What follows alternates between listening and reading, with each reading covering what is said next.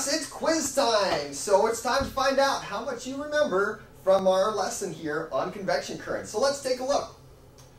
So first off, what causes convection currents and what causes wind? Well, the simple answer is the sun.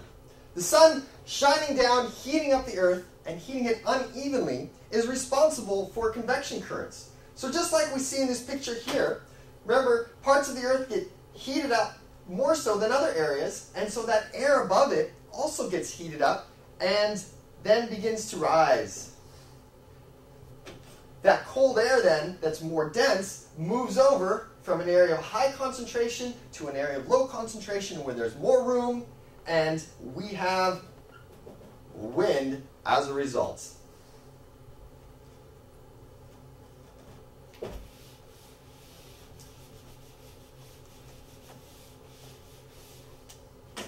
So what happens to the air above the land when it is heated?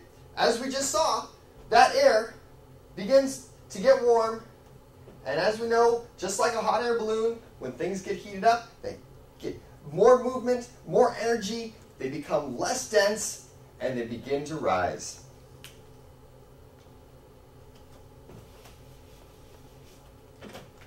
What are global winds? Well, global winds are the global system of convection currents that occur due to the heating of the earth. Now, of course, the equatorial regions get heated a lot more, so that air rises and then moves to the poles where that colder air is sinking and moving across back towards the equator. So these global winds are a global system of winds that move in the same direction and continue to blow throughout the year. How does wind affect the ocean?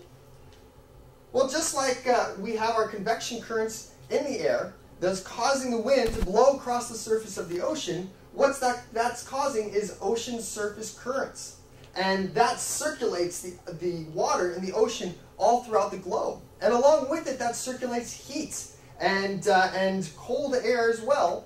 And so it spreads out the energy across the globe, making temperatures much more temperate throughout the earth.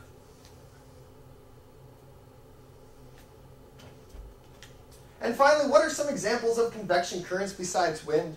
Well, we have ocean currents, ocean convection currents.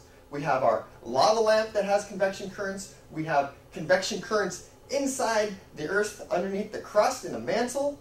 And the sun, too, works on very much the same principle because the core of the sun is very, very hot and it heats up that plasma, which rises to the top, cools down, and then sinks once again. Well, that's going to do it for us today. Thank you so much for joining us, and we'll see you next time on Guru.